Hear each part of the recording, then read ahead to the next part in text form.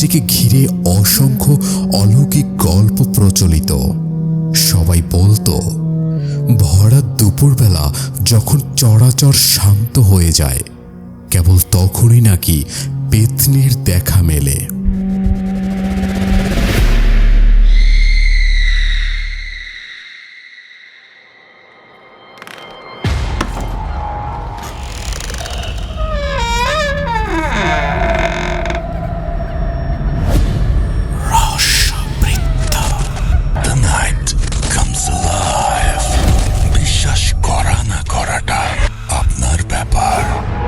আজকের ঘটনাটি সংগ্রহ করেছি আমাদের নিয়মিত এবং সম্মানিত শ্রোতা হিমেল ভাইয়ের পাঠানো প্রথম কোনো ঘটনা দিয়ে।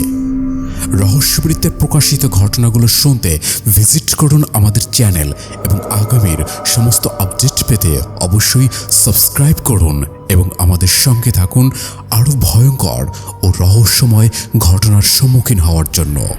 চলুন তবে কথা না বাড়িয়ে শুনে আসি হিমেল ভাইয়ের পাঠানো আজকের ঘটনাটি।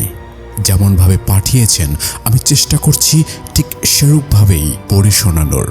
আমার এই শোনানোর মাঝের ভুল ত্রুটি ক্ষমা সুন্দর দৃষ্টিতে দেখার অনুরোধ জানাচ্ছি।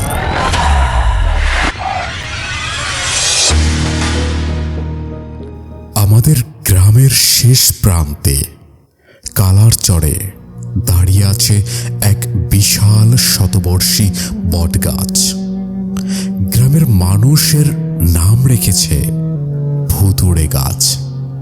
গাছটির শাখা প্রশাখা আর ঝুড়ি নেমে পুরো এলাকাটিকে যেন এক নিবিড় অরণ্যে পরিণত করেছে। সূর্যের আলো সেখানে সহজে পৌঁছায় না।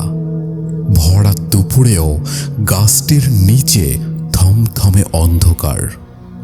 গাছটিকে ঘিরে অসংখ্য অলৌকিক গল্প প্রচলিত। সবাই বলতো ভরা দুপুরবেলা যখন চরাচর শান্ত হয়ে যায়, কেবল তখনই নাকি পেত্নীর দেখা মেলে। লোকে বলতো পেত্নীটি নাকি খুবই সুন্দরী, লম্বা কালো চুল আর হলদে চোখ। গ্রামের ছেলেমেয়েরা বটগাছের কাছ দিয়ে যাওয়ার সাহসই পেত না। আমি অনুপম দুপুর 1টা থেকে 2:30 এই সময়টাকে গ্রামের লোকেরা ভুতুড়ে সময় বললেও আমি হাসতাম। কড়া রোদের মধ্যে আবার ভূত কিসের? সেদিন ছিল জ্যৈষ্ঠ মাসের এক গনগনে দুপুর। ঘড়িতে তখন ঠিক 1:30। প্রখর রোদে চারিদিকে খা খা করছে, একটা কাক পক্ষীও ডাকছে না। আমি আমার এক বন্ধুর বাড়ি থেকে ফিরছিলাম। পথ সংক্ষেপ করতে আমি সেই পুরো বটগাছের পাশ দিয়ে আসছিলাম। বটতলায় ঢুকতেই পরিবেশটা কেমন যেন পাল্টে গেল। বাইরে রোদ, গরম আর শব্দ সব যেন নিমিষেই গায়েব হয়ে গেল। ভেতরে প্রবেশ করতেই কেমন যেন একটা শীতল হাওয়া অনুভব হলো। স্যাঁতস্যাঁতে হাওয়া আমাকে যেন অভ্যর্থনা জানালো। গা ছমছম করছিল, কিন্তু নিজের জেদ ধরে আমি দ্রুত হাঁটতে লাগলাম। গাছের মাঝামাঝি এসে আমার চোখ দুটো কেন জানি আটকে গেল এক নির্দিষ্ট জায়গায়, একটা শ্যাওলা পড়া বিশাল গাছের গোড়ার দিকে। একদম শুকনো জায়গাটাতে একটি মেয়ে বসে আছে। কৌতূহল দমন করতে না পেরে আমি মেয়েটার দিকে এগিয়ে গেলাম। ঠিক তখনই শুনলাম খুব কাছ থেকে ফিস ফিস করে কেউ যেন ডাকছে আমায়। আমি শুনে থমকে দাঁড়ালাম। এই নির্জন দুপুরে কে ডাকবে আমায়? গলাটা মনে হলো খুবই মিষ্টি, কিন্তু কেমন যেন চাপা স্বভাবের। পেছন থেকে ঘুরে কাউকে দেখতে না পেয়ে আমি আবার ঘুরে দাঁড়ালাম, কিন্তু বসে থাকা সেই মেয়েটিকে আর দেখতে পেলাম না। কে কে ওখানে? জিজ্ঞেস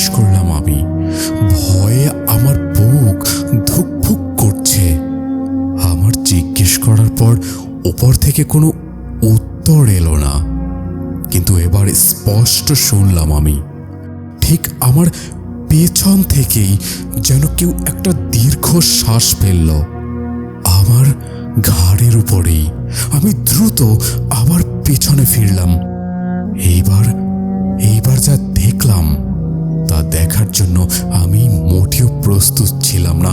দেখলাম আমার সকল যুক্তিকে এক মুহূর্তে গুঁড়িয়ে দিল। বট গাছের বিশাল একটি ডালে পা ঝুলিয়ে বসে আছে এক নারী। তার লম্বা ঘন কালো চুলগুলো এলোমেলো ভাবে শরীর ঢেকে রেখেছে। পরনে তার ফ্যাকাশে সাদা শাড়ি, যা বাতাসে এতটুকু কাঁপছে না, কিন্তু আমি দেখতে পেলাম তার পায়ের কাছে পর্যাপ্ত আলতার মতো লাল রঙের ঝাপসা ছায়া। আর সবচেয়ে ভয়ঙ্কর বিষয় হলো তার চোখ দুটি, সেগুলো যেন ঝাপসা অন্ধকারে ঝুলন্ত দুটো হলুদ জোনাকি। মুহূর্তেই গাছ থেকে একটি লাফ দিয়ে মেয়েটি মাটিতে নামলো, কিন্তু কোনো শব্দ হলো না। সে খুব ধীরে, কোনো কথা না বলেই মাথাটা একটু কাত করে আমার দিকে তাকালো। তার সেই নিষ্পলক চাহনি যেন আমার ভেতরের সাহসটুকু নিংড়ে নিচ্ছিল।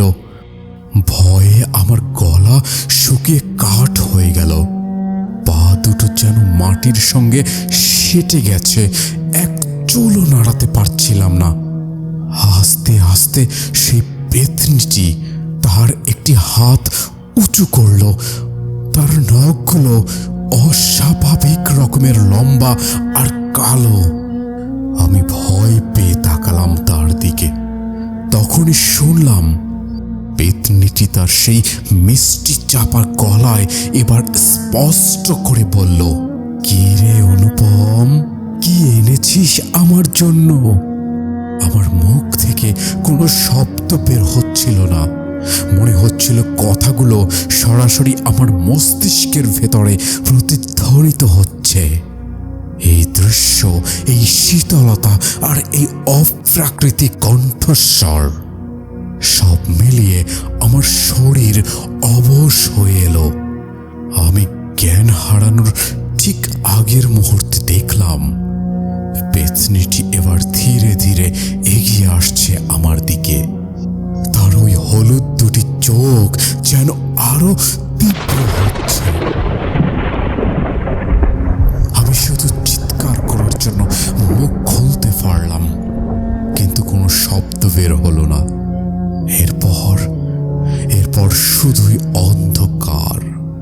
যখন জ্ঞান ফিরল আমার, তখন দেখি আমি বটগাছ থেকে অনেক দূরে রাস্তার পাশে গ্রামের কিছু লোক আমাকে ঘিরে দাঁড়িয়ে আছে। তারা আমাকে উদ্ধার করে সেখানে নিয়ে এসেছিল। সবাই বলল তারা নাকি প্রায় ঘন্টা খানেক পরে আমাকে বটতলার একটু দূরেই অজ্ঞান অবস্থায় পড়ে থাকতে দেখে। সেই দিনের পর আমার জীবনে যখনই দুপুর 1:30 বাজে, আমার সেই স্মরণীয় দিনটির কথা মনে পড়ে যায়। আমার মনে হয় সেই পেতনির হলুদ চোখ দুটো এখনো যেন আমাকে অনুসরণ করছে।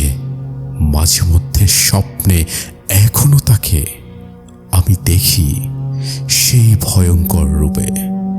ভরা দুপুরের সেই দিনটি আমার জীবনের সব থেকে ভয়ঙ্কর এবং চিরস্মরণীয় হয়ে রইল।